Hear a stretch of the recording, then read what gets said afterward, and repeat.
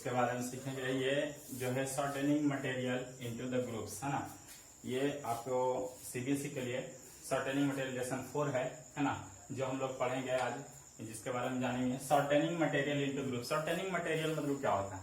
जिससे आप कभी दुकान में जाते हैं है ना, या फिर और भी बहुत बड़े बड़े दुकान में जाते हैं, मॉल्स वगैरह में जाते हैं, तो देखते हैं मटेरियल्स को अलग अलग प्रकार के कैटेगरी के हिसाब से उसको बांट के रखा जाता है ताकि उसे आसानी से खोज लिया जा सके।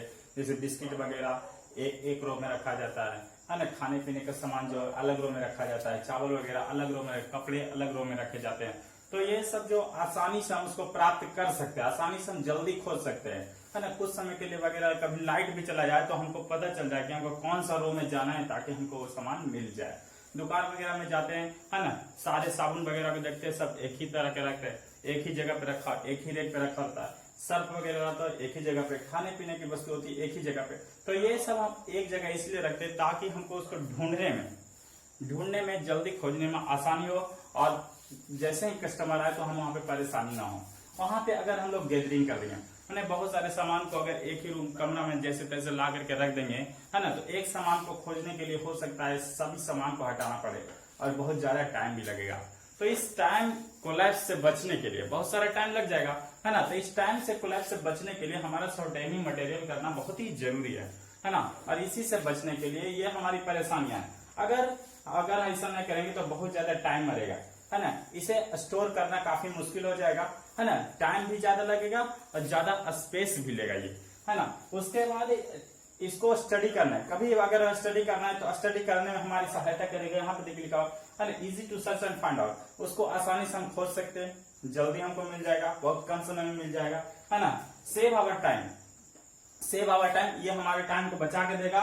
एंड क्राउडी स्पेस को भी है ना, स्पेस को भी क्राउडी होने से बचाएगा, ये ज्यादा जगह लेगा नहीं है ना। तो ये सब बहुत सारे रीजन है जिसके कारण हम लोग क्या करते हैं, शॉर्टनिंग मटेरियल करते हैं, यानी कि चीजों को ग्रुप वाइज एक जगह सजा कर रखना, या तो उसके क्वालिटी के हिसाब से जाए है ना, उसके नेचर के हिसाब से जाए, प्रकृति के हिसाब से जाए, मैनमेड या आर्टिफिशियलिटी के हिसाब। तो ये सब को हम लोग सजाने के लिए ही हम लोग इस चैप्टर को हम लोग स्टडी करेंगे है ना। क्या है इसमें देखिए पढ़ते हैं। शॉर्टनिंग मटेरियल इनटू ग्रुप्स है ना, मटेरियल को अलग अलग प्रकार के उसके नेचर के हिसाब से उसको ग्रुप में बांट करके आसानी से स्टडी करने के लिए या फिर है ना सहूलियत होने के लिए, टाइम बचाने के लिए ऐसा करते हैं। जैसे ऑब्जेक्ट अराउंड अस, पहले हमारे आसपास में बहुत सारे ऑब्जेक्ट हैं, जैसे कुछ नेचुरल थिंग्स है, कुछ आर्टिफिशियल है, कुछ मैन मेड है ना, कुछ सॉलिड चीजें, लिक्विड है, गैस है ना। तो बहुत प्रकार के मटेरियल है, जिससे कि आसपास में देखते होंगे कलम है, कॉपी है, बुक है, मोबाइल है ना। तो ये सब हमारा व्हाइट बोर्ड है।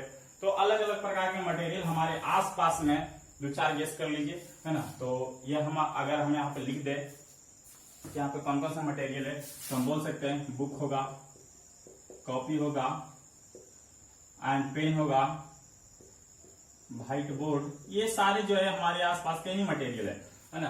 तो ये हम अपने आसपास में देख सकते हैं। उसके बाद इसका प्रॉपर्टी के हिसाब से बांटेंगे, इसके प्रॉपर्टीज ऑफ द मटेरियल का हम लोग क्या देखेंगे, प्रॉपर्टी, इसके गुण देखेंगे है ना, कि कौन कौन से गुण के आधार पे। जैसे अपीयरेंस है ना, तो इसमें आपको आएगा तो लश्चर, माने वस्तु में चमक होती है, कुछ अलग प्रकार की विशेष चमक होती है। जैसे अगर हम लाइट पड़ेगा तांबा पर तो कैसा थोड़ा लाल कलर का दिखेगा, रेड दिखेगा है ना। उसका हार्डनेस भी देखते हैं, यह भी एक प्रकार का क्वालिटी है। कोई भी वस्तु क्या होता है, कड़ा होता है। जितने भी धातु हैं लगभग जो अधिकांश जो है क्या है, सब लगभग हार्ड है, सॉलिड लिक्विड गैस के रूप में रहता है। तो ये सब भी बांट सकते हैं। तो ये सब उसके गुण है, इसके आधार पर हम लोग वस्तु को बांटेंगे और शॉर्टनिंग करेंगे। मैंने कहने का मतलब उसको ग्रुप वाइज करके हम आसानी से स्टडी करेंगे या फिर आसानी से उसको रख सकते हैं, इजिली आप ढूंढ सकते हैं है ना। तो जैसे आप देखते हैं मेटल कहते हैं किसको है ना, जो मेटल और नॉन मेटल पदार्थ को दो भागों, मटेरियल को दो भागों में बांटा गया है ना, मेटल और एक नॉन मेटल है ना, माने धातु और अधातु है ना। उसके बाद मेटल में जिसमें लस्टर हो, हार्डनेस हो, चमक हो, यानी जिसको पीटने पर टूटे नहीं, चूर चूर ना हो है ना। तो ये सब मेटल के प्रॉपर्टीज हैं, उसको हम लोग मेटल कहते हैं, एक प्रकार का तत्व है ठीक है। और अगर इसमें जिसमें मेटल का गुण नहीं हुआ उसको नॉन मेटल बोलेंगे। जैसे कि आपका लकड़ी हो गया है ना, और भी हो गया है ना, बहुत सारी चीजें जैसे है ना, ईट गिट्टी बालू, ये सब जो मतलब ईट गिट्टी बालू है ना। तो ये सब सारे क्या है, नॉन मेटल्स में आते हैं। मिट्टी हो गया नॉन मेटल है ना। उसके बाद कंडक्टर, कंडक्टर के हिसाब से अगर हम बांटेंगे तो देखते कंडक्टर कहते किसका। यहाँ पे देखिए कंडक्टर उसको कहते हैं जिससे इलेक्ट्रिसिटी पास कर सके, है ना। Conductor is a material which can allow to pass electricity through them, है ना। कंडक्टर एक प्रकार का मटेरियल होता है ना, जो अपने आप से विद्युत धारा को गुजरने दे, पास होने दे, उसको कंडक्टर बोलेंगे, है ना। Which conduct electricity through them, जो अपने आप से होकर के विद्युत धारा को जाने देता है, उसको हम लोग क्या बोलेंगे, कंडक्टर। जैसे कि हमारा क्या हो जाएगा, आयरन हो जाएगा, है ना, एल्युमिनियम हो जाएगा, कॉपर हो जाएगा, सुपर कंडक्टर जैसे सोना हो जाएगा, सिल्वर हो जाएगा। अच्छा कंडक्टर है सिल्वर, है ना। तो ये सारे के सारे क्या है, कंडक्टर्स है। उसके बाद नॉन कंडक्टर, तो नॉन कंडक्टर किसको बोलते हैं, नॉन कंडक्टर, है ना। तो वैसा कंडक्टर यानी वैसा मेटल या मटेरियल जो अपने आप से विद्युत धारा को बिल्कुल भी पार न होने दे, है ना, which do not allow electricity pass through them, जरा सा भी ना पार होने दे, उसको बोलेंगे non conductor. and material which cannot allow to pass electricity through them is called non conductor।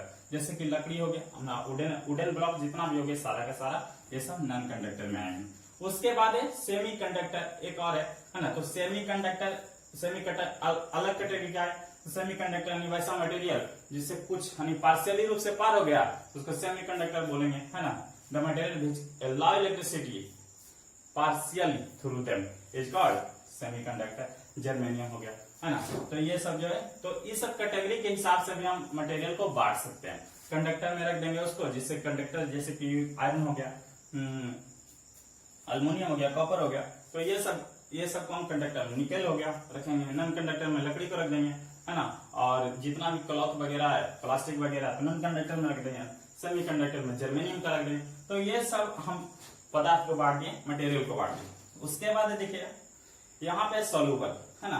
तो सोल्यूबल का मतलब क्या होता है, घुलनशील। सोल्यूबल में which can be dissolve in water, जो पानी में घुल जाए उसको सोल्यूबल बोलते हैं। अगर हम लोग अलग अलग मटेरियल जैसे चीनी, नमक, ये सब ऐसे मटेरियल हैं जो पानी में घुल सकते हैं। Which can be dissolve in liquid, जो लिक्विड में घुल जाए उसको क्या बोलते हैं, सोल्यूबल। और सोल्यूबल में अलग अलग प्रकार का होता है, वाटर सोल्यूबल, है ना, ऑयल सोल्यूबल, अलग अलग, फैट सोल्यूबल जिसको बोलते हैं। और उसके बाद जो इनसोल्यूबल, सोल्यूबल माने घुल जाए, या तो लिक्विड में घुले या तो मतलब ऑयल में घुले, फैट में घुले, है ना, तो भी वो सोल्यूबल होगा, ठीक है। लेकिन इनसोल्यूबल का बात करते हैं, which can not be dissolve in liquid and from precipitate. बोला है कि which can not be dissolve in liquid, जो पानी में घुले नहीं, ठीक है, जो पानी में घुले नहीं उसको हम लोग क्या बोलेंगे, इनसोल्यूबल, है ना। तो घुलता नहीं उसको इनसोल्यूबल। जैसे गिट्टी वालों को पानी में डाल देंगे तो घुलेगा नहीं, घुलेगा, है ना। तो ये सब इनसोल्यूबल मटेरियल में रखे जाएंगे। तो आप ऐसे भी इसको हम लोग ग्रुप वाइज करके रख सकते हैं, उसके गुण को देखते हैं। फ्लोटिंग मटेरियल, बहुत सारे ऐसे मटेरियल होते हैं जिसको पानी में डालते हैं तो डूबता ही नहीं, तैरता है ना, तो उसको बोलते हैं फ्लोटिंग। फ्लोटिंग माने तैरना, है ना। तो उसपे पानी एक फोर्स लगाता है जिसको बोलते हैं बायनेंसी फोर्स, है ना। तो वो फोर्स के कारण वो फ्लोट करता है। या फिर हल्का मटेरियल होता है या उसके अंदर हवा होता है, खाली स्थान होने के बाद हवा भर जाता है, खाली स्थान होगा तो हवा तो रहेगा उसमें, है ना, जिसके कारण उसको तैरना पड़ता है या फिर तैरता है। तो जैसे पत्तियां पानी में डालेंगे क्या करेगा, फ्लोट करेगा। कॉर्क, है ना, कॉर्क, तो ये सबको हम लोग पानी में डालने पर ये फ्लोट करेगा। तो सिंकिंग मटेरियल माने डूबने वाला, जैसे ही पानी में डालते हो डूब जाता है ना। तो डूबने वाला मटेरियल अलग अलग प्रकार के होते हैं। तो यहाँ से देखते हैं सिंकिंग मटेरियल अलग पर, जिस सिंकिंग मटेरियल को अलग ग्रुप में रखेंगे। सिंकिंग मटेरियल में आता है स्टोन हो गया, रॉक हो गया, आयरन हो गया, जितने हेवी मटेरियल है। ट्रांसपेरेंट मटेरियल, ट्रांसपेरेंट का मतलब ट्रांसपेरेंट, जिसके आर पार देखा जा सकता है। Which can be see through it, कहने का मतलब जिसके आर पार या फिर जिससे प्रकाश पार हो जाए, प्रकाश पार हो जाएगा हम देख पाएंगे, है ना। उसको बोलते हैं ट्रांसपेरेंट मटेरियल, यानी वह मटेरियल जिससे हम लोग आर पार देख सके, या जिससे लाइट क्रॉस कर सके, या लाइट के क्रॉस करने के बाद अगर लाइट के स्पीड में कोई कमी नहीं आई तो वैसे मटेरियल को हम लोग ट्रांसपेरेंट मटेरियल बोलेंगे, है ना। तो ये तीन प्रकार से परिभाषा आप दे सकते हैं। स्टैंडर्ड लास्ट वाला था, है ना, सबसे लास्ट वाला, यानी लाइट जब पास कर रही हो वैसा मटेरियल जिससे लाइट पास करने के बाद अगर उसके स्पीड में किसी प्रकार की कमी नहीं आई तो उसको बोलते हैं ट्रांसपेरेंट मटेरियल, है ना। तो ये ट्रांसपेरेंट मटेरियल जैसे ग्लास, क्लियर वाटर, है ना, और प्लास्टिक, कुछ प्लास्टिक ऐसे है जिससे आर पार हम लोग देख सकते हैं, है ना। उसके बाद ट्रांसलूसेंट, है ना, जिससे देखने पर पार्शियली जिससे देखने पे पार्शियली थोड़ा थोड़ा दिखाई दे, आंशिक रूप से दिखाई दे, है ना, उसको बोलते हैं। जिससे थोड़ा थोड़ा लाइट पार हो सके उसको हम लोग बोलते हैं ट्रांसलूसेंट मटेरियल, पारभासी बोलते हैं, है ना। और ये बटर, जैसे बटर पेपर हो गया, फॉस्टर ग्लास हो गया, है ना, तो ये इस प्रकार के मटेरियल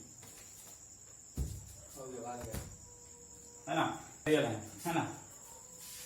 ट्रांसलूसेंट मटेरियल में आपका बटर पेपर आ गया, फ्रॉस्टेड ग्लास यानी भी घिसा हुआ कांच। जैसे देखते हैं घिसा हुआ कांच पर कुछ घिस देते हैं तो लाइनिंग बन जाता है, आर पर पूरा साफ साफ दिखता नहीं है, तो इसको हम लोग क्या बोलेंगे, फ्रॉस्टेड ग्लास। उसके बाद ओपेक मटेरियल, यानी वैसा मटेरियल, ओपेक मटेरियल मतलब कैसा, कहने का मतलब जिसके आर पार बिल्कुल भी नहीं, जैसे अगर ये कॉपी ले लेते हैं तो इसके आर पार हम देख नहीं पाते, है ना, तो इसको बोलेंगे, इसके पार का जो टेबल वगैरह है वो नहीं दिख पाता, तो इसको बोलेंगे ओपेक मटेरियल। जिसके आर पार नहीं देखा जा सकता, या जिसके आर पार लाइट गुजर नहीं सकती है, उसको ओपेक मटेरियल बोलते हैं, है ना। तो मेटल, जिसमें मेटल आ गया, बहुत सारे धातु हैं, वुड हो गया, वुड के आर पार नहीं देख सकते, कार्डबोर्ड हो गया, तो ये सब के आर पार हम नहीं देख पाएंगे, तो इसका मतलब ये ओपेक मटेरियल। तो ओपेक मटेरियल के आधार पर बांट सकते हैं, ट्रांसलूसेंट के आधार पर, ट्रांसपेरेंट के आधार पर बांट सकते हैं, अलग अलग प्रकार को हम लोग बांट करके रख सकते हैं, है ना। तो उसके बाद है बेंडी मटेरियल, बेंडी में मुड़ने वाला,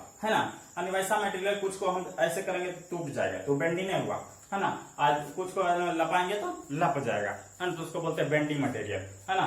जैसे हम कुछ ले लेते हैं, इसके चमड़ा वगैरह है, इसको ऐसे लपाएंगे तो बेंड हो रहा है ना, मुड़ रहा है, इसको बोलेंगे बेंडिंग मटेरियल, है ना। जैसे यहाँ पे रॉ आयरन, यानी कच्चा जो लोहा होता है उसको ऐसे मोड़ते हैं, कुछ मतलब छड़ जिसका बनता है, या घेरा बाइंडिंग करने के लिए, किसी भी जमीन को घेरने के लिए चारों तरफ से जिस रॉड का इस्तेमाल करते हैं, या फिर बोलते हैं तार जो होता है ना, 11,000 वाला नंगा तार जिसको बोलते हैं, वो सब बनाने के लिए बेंडिंग मटेरियल का यूज किया जाता है। वो सब आयरन जो रहता है, रबर बेंड हो जाता है, मुड़ जाता है ना, तो ये सब बेंडिंग मटेरियल है। रिजिड माने कठोर, आयरन हो गया, वुड हो गया, सब कठोर मटेरियल में आते हैं, तो ये सबको अलग रिजिड वाला में रखा जाएगा। सॉफ्ट मटेरियल है जो मुलायम होता है, जो आरामदेह होता है, उसका सॉफ्ट मटेरियल होता है। जैसे पिल्लो, तकिया, है ना, ये सब सॉफ्ट कपड़ा का बना होता है, आरामदेह गदगद करता है ना। और नायलॉन वगैरह ये सॉफ्ट होते हैं। उसके बाद यहाँ सॉलिड में ठोस मटेरियल, आयरन, वुड, है ना, पीओपी, ये सब सारे क्या है, सॉलिड मटेरियल है। उसके बाद लिक्विड, है ना, तो लिक्विड माने द्रव, यानी जो पानी के रूप में, जैसे वाटर हो गया, वायर हो गया, पेट्रोलियम हो गया, ये सब लिक्विड है। इसके पार्टिकल के बीच जो इंटरमॉलिक्यूलर फोर्स है बहुत कम होते हैं, इसलिए लिक्विड फॉर्म में, है ना, तो ये जो लिक्विड फॉर्म में होते हैं, तो इसको हम लिक्विड के आधार पर बांट सकते हैं, है ना। गैसियस, कुछ गैस के रूप में भी रहते हैं, एयर हो गया, एंट हो गया, बहुत सारे गैस हो गया, डस्ट वगैरह, ये सब एयर में फॉग के रूप में पाए जाते हैं, तो गैसियस स्टेट में, ठीक है, गैस के रूप में रहेंगे, तो गैस के रूप में हम इसको अलग अलग कैटेगरी में रखेंगे। वुडन ऑब्जेक्ट माने वुड से बना हुआ ऑब्जेक्ट, बहुत सारे ऑब्जेक्ट ऐसे हैं जिसको हम लकड़ी वाला इधर रखो, आयरन वाला इधर रखो, ऐसे करके हम कैटेगराइज कर सकते हैं, है ना, ग्रुपिंग कर सकते हैं। तो यहाँ पे वुडन ऑब्जेक्ट है, चेयर हो गया, टेबल हो गया। उसके बाद मेटल ऑब्जेक्ट, कुछ मेटल से बने हैं तो उसको अलग अलग रखो। पेपर ऑब्जेक्ट है, पेपर से बने हैं, तो जैसे बुक है, पेपर का बना हुआ पेपर है, तो उसको एक तरफ रखो, है ना। जब बिना पेपर का बना हुआ है तो उसको एक तरफ रखो, धातु वाला एक तरफ रखो, है ना। तो इस प्रकार से हम लोग अलग अलग हिस्सों में बांट करके आसानी से हम लोग सॉर्टिंग कर सकते हैं।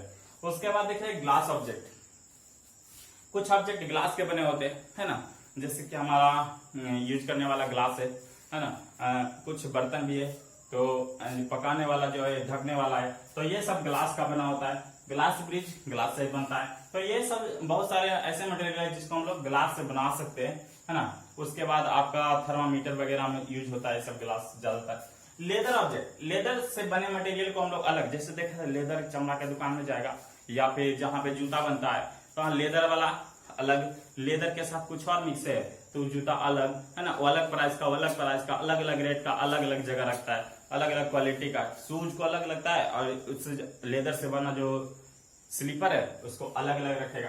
तो ये सब लेदर ऑब्जेक्ट है ना। लेदर के क्या बनते हैं, शूज बनते हैं, बैग्स बनते हैं, हैंड बैग बनते हैं, कोट बनते हैं, तो ये सब लेदर का बना होता है।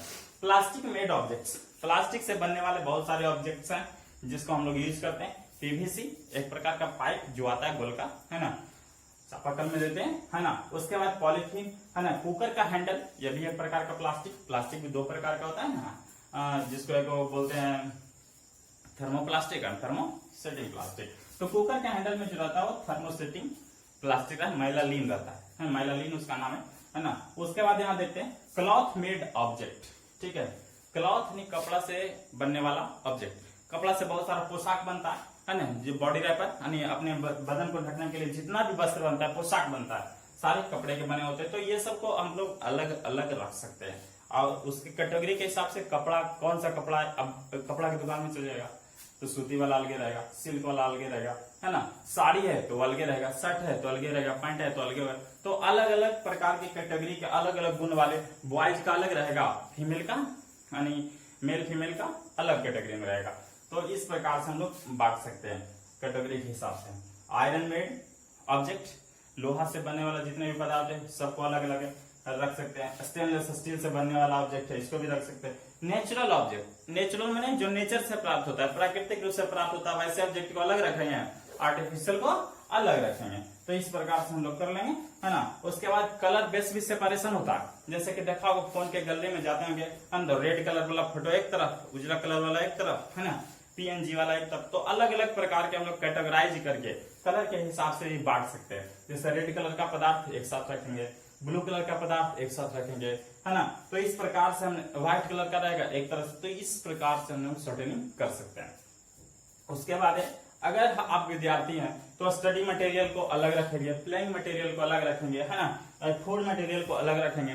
इसका सबका अलग अलग कमरा होता है। स्टडी मटेरियल बुक कॉपी आ जाएगा, प्लेइंग मटेरियल में, है ना, फुटबॉल बॉल या फिर और भी कुछ रखना है तो उसको रखते हैं। और फूड मटेरियल में स्नैक्स वगैरह। तो और इसका ग्रुप करने का क्या फायदा है ये हम पहले बता चुके हैं। भाई बिग नीड ग्रुप करना क्यों, स्टोर करने में आसानी होती है, उसको स्टडी करना है आसानी होती है, उसको जल्दी से खोजना आसानी, अंधेरा में भी खोज लेंगे, है ना, फाइंड आउट करने में बहुत ही आसानी होती है। ये हमारा टाइम भी सेविंग कर देता है और साथ में साथ क्राउडी स्पेस यानी छोटा सा जगह में हम ढेर सारा सामान को रख सकते हैं। स्पेस को क्राउडी नहीं होने देता है, और क्राउडी हो जाएगा तो खोजने में बहुत ही प्रॉब्लम होगा। इससे बचने के लिए बहुत ही आवश्यक है ना, कि इसको शॉर्टेनिंग करना बहुत जरूरी है। ये हमारे जीवन में बहुत ही जरूरी है, ये हमको बहुत सारा टाइम बचा कर देगा और उतना टाइम में दूसरा काम भी कर सकते हैं हम लोग, तो ये बहुत हमारे लिए आवश्यक है ना।